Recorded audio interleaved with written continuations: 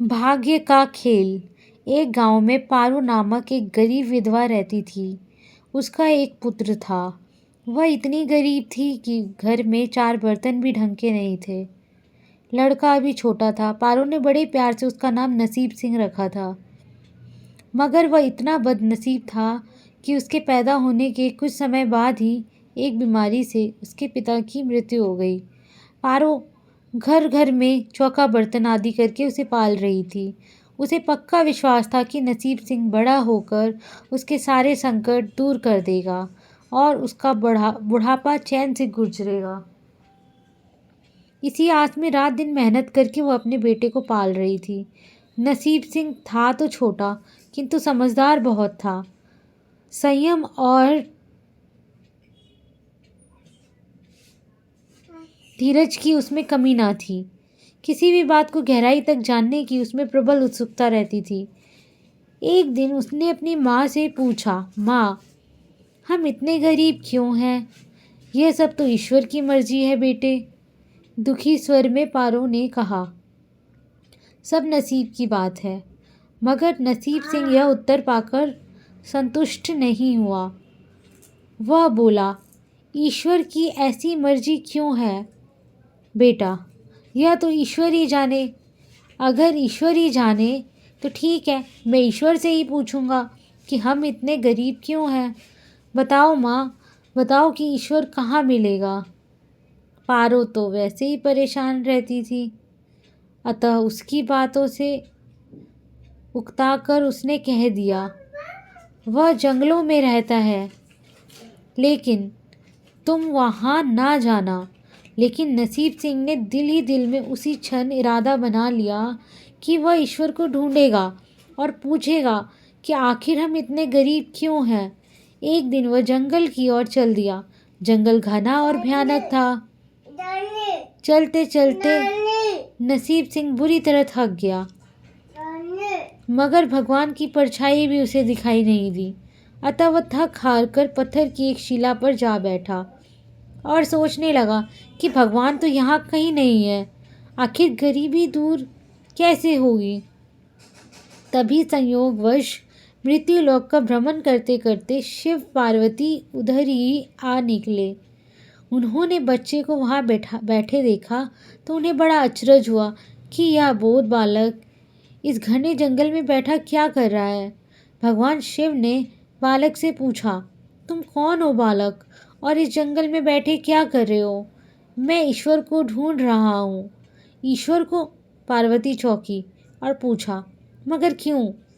ईश्वर से तुम्हें क्या काम है? मैं उनसे पूछना चाहता हूँ कि हम इतने गरीब क्यों हैं? दूसरों की तरह हम पर भी भाग्य की कृपा क्यों नहीं है? नसीब सिंह ने निर्भीकता से उत्तर दिया। माँ पार्वती और भगवान शिव उस बच्चे का साहस देखकर बहुत प्रसन्न हुए। माँ पार्वती तो करुणा की सागर हैं। उन्हें उस बच्चे पर बड़ी दया आई और भगवान शिव से मुखातिब होकर बोली, प्रभु, इस बालक का कुछ कीजिए। हम कुछ नहीं कर सकते पार्वती, क्योंकि इसके भाग्य में यही सब लिखा है। भाग्य विधाता के लेख के अनुसार इसे ऐसा ही जीवन भोगना है। नहीं नहीं स्वामी, आपको कुछ करना ही होगा। माँ पार्वती हट करने लगी। जिद ना करो पार्वती, यदि हम उसे कुछ भी दे देंगे तो वह इसके पास नहीं रुकेगा। इसे वैसा ही जीवन जीने दो जैसा भाग्यदेव चाहते हैं। नहीं प्रभु, इसकी गरीबी दूर करने के लिए आपको इस पर कृपा करनी होगी। जब माँ पार्वती जिद करने लगी तो भगवान बोले, शंकर ने बच्चे को एक हार दे दिया। हार पाकर नसीब सिंह बहुत प्रसन्न हुआ और खुशी खुशी अपने घर को चल दिया। माँ पार्वती संतुष्ट थी कि उन्होंने एक अबोध बालक की मदद की और अब उसके दिन सुख से कटेंगे। लेकिन त्रिकालदर्शी भोले बाबा जानते थे कि यह हार उसके पास रहेगा ही नहीं। चलते चलते नसीब सिंह के पेट में अचानक दर्द उठा और वह शौच के लिए इधर उधर देखने लगा। उसने भगवान शिव का दिया हार पत्थर की एक शिला पर रख दिया और झाड़ियों के पीछे चला गया। तभी एक चील कहीं से उड़ती हुई आई और उस हार को उठाकर उड़ गई। अरे मेरा हार! सब कुछ भूल कर लड़का चील के पीछे भागा, मगर तब तक वह चील का पीछा करता, कैसे पकड़ता उसे। एक आध बार पत्थर उठाकर उसने चील को मारने की कोशिश की, किंतु चील अधिक ऊंचाई पर थी। कुछ ही पलों में चील उसकी नज़रों से ओझल हो गई। तो वह बड़ा दुखी हुआ और रोते रोते अपने घर की ओर चल दिया। घर पहुंचकर उसने माँ को सारी बात बताई, मगर पारो को उसकी बात पर बिल्कुल भी विश्वास नहीं हुआ। हाँ, उसकी बात सुनकर थोड़ी सी उदास अवश्य हो गई, लेकिन नसीब सिंह माँ की उदासीनता देखकर हतोत्साहित नहीं हुआ। उसने मन ही मन निर्णय लिया कि वह कल फिर वहीं जाएगा और भगवान शिव पार्वती को अपनी विपदा सुनाएगा। उनका विश्वास था कि भगवान शिव उस धूर्त चिल को अवश्य ही दंड देंगे। भगवान शिव ने पार्वती से कहा, देखो, उसके पास कल वाला हार नहीं रहा। उसे एक चील ले उड़ी है और दूसरा हार पाने व उस चील को दंड दिलवाने की इच्छा लिए वह लड़का आज फिर आया है। पार्वती देवी ने फिर भगवान शिव से प्रार्थना की, आप चाहे चील को दंड दे या नहीं दे, किंतु इस लड़के की सहायता करके इसकी निर्धनता दूर करें।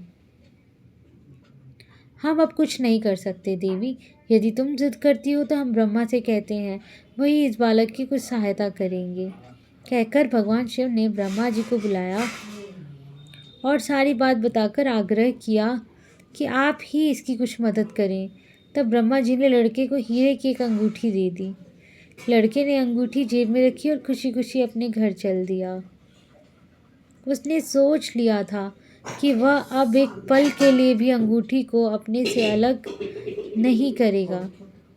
चलते चलते अचानक उसे प्यास लगी। वह सरोवर के किनारे पहुंचा और जैसे ही वह चुल्लू भर कर पानी के लिए झुका, उसने वैसे ही जेब से उसकी अंगूठी निकलकर पानी में जा गिरी और इससे पहले कि वह उठाता, एक मछली उसे निगल गई। नसीब सिंह फिर रोते रोते घर आया और माँ को सारी बात बताई। बेटा, जब तक भाग्य में नहीं है तब तक कोई भी चीज़ नहीं रुकेगी। माँ ने उसे दिलासा देते हुए कहा, जब भाग्य देवता खुश होंगे तो मिट्टी भी सोना बन जाएगी, मगर इस प्रकार किसी के देने से हमारी गरीबी दूर नहीं होगी। उसे समझाकर माँ अपने काम में लग गई, मगर नसीब सिंह भी हार मानने वाला नहीं था।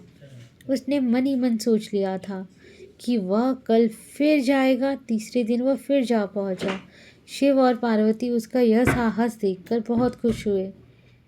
शिवजी ने इस बार ब्रह्मा जी के पास जाकर बात की कि वह लड़का तो बड़ा साहसी है, इसका कुछ उद्धार किया जाना चाहिए।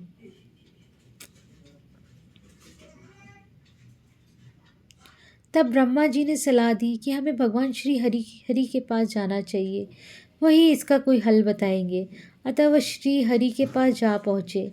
पूरी बात सुनकर भगवान विष्णु ने नसीब सिंह को कुछ हीरे दिए। हीरे पाकर वह बहुत खुश हुआ और इस बार बिना कहीं रुके उसने सीधे अपने घर जाने का निश्चय किया, क्योंकि 2 बार उसकी चीज़ें खो चुकी थी। जब वह घर पहुंचा तो माँ घर पर नहीं थी। अतः नसीब सिंह ने हीरे एक लोटे में रखकर कोने में छिपा दिया और माँ को ढूंढने निकल पड़ा। वो मन ही मन सोचने लगा कि अब माँ को किसी के घर काम करने की क्या ही आवश्यकता होगी।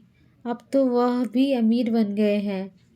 उधर पीछे से चोर उसके घर में घुसे और जो भी सामान हाथ लगा वो उठाकर चल दिए।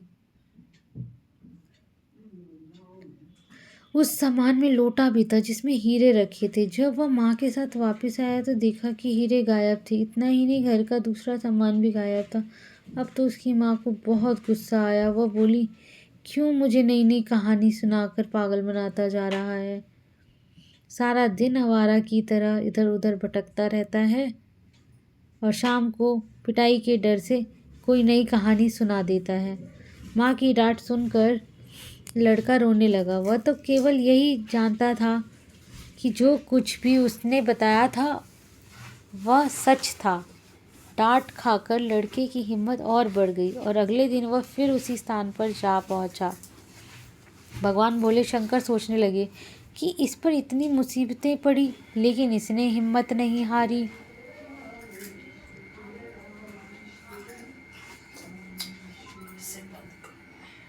इससे वह बहुत प्रसन्न हुए और भाग्य देवी के पास जाकर बोले, यह लड़का बहुत ही साहसी, हिम्मती और धीरज वाला है। ऐसा व्यक्ति अभागा नहीं हो सकता। इसे कुछ दे दो। आज्ञा पाकर भाग्य की देवी ने नसीब सिंह को सोने का एक सिक्का दिया। सिक्का लेकर नसीब सिंह खुशी खुशी अपने घर को चल दिया। जब उसने घर जाकर वह सिक्का अपनी माँ को दिया तो उसकी माँ बहुत खुश हुई। अब क्योंकि उन पर भाग्य देवी की कृपा हो गई थी, अतः सारे काम ही अपने आप शुभ होने लगे। दूसरे दिन ही एक मछली वाला उसके गांव में मछली बेचने आया तो लड़के ने वही सिक्का देकर मछली खरीद ली। उसकी माँ ने मछली का पेट चीरा तो वह अंगूठी निकली जो उसकी जेब से तालाब में गिर गई थी। माँ ने अंगूठी संभाल कर रख ली और नसीब सिंह से बोली, जा बेटा, जंगल से थोड़ी लकड़ियाँ ले आ। आज घर में लकड़ियाँ बिल्कुल नहीं है। लड़का कुल्हाड़ी लेकर जंगल की ओर चल दिया। वहाँ जाकर जिस पेड़ पर लकड़ी काटने के लिए चढ़ा, वहाँ उसी चील का घोंसला था जो उसका हार उठाकर ले गई थी। लड़के ने देखा कि चील कहीं आसपास नहीं थी। नसीब सिंह ने अपना हार उठा लिया और जो भी थोड़ी बहुत लकड़ियाँ पेड़ के आसपास रखी हुई थी वही उठाकर माँ घर की ओर चल दिया। माँ हार पाकर बहुत ज़्यादा खुश हुई। अब तो देखते ही देखते उनके दिन ही बदल गए। घर में किसी चीज़ का अभाव ही नहीं था रहा। फिर ईश्वर की कुछ ऐसी कृपा हुई कि जो चोर उसके घर से हीरे चुरा कर ले गए थे, उन्हें सपने में महादेव ने चेतावनी दी कि जो हीरे उस लड़के के घर से चुरा कर लाए थे वे तुरंत वापस कर दो वरना तुम्हारा सर्वनाश कर दूंगा। चोर उसी दिन हीरे उसके घर पर दे आए और अपनी गलती के लिए माफ़ी भी मांगी। इस प्रकार उस अभागे का भाग्य चमक उठा। अब उसके घर में किसी चीज़ की कमी ना थी और उसकी गरीबी सदा के लिए समाप्त हो गई। जय श्री महाकाल।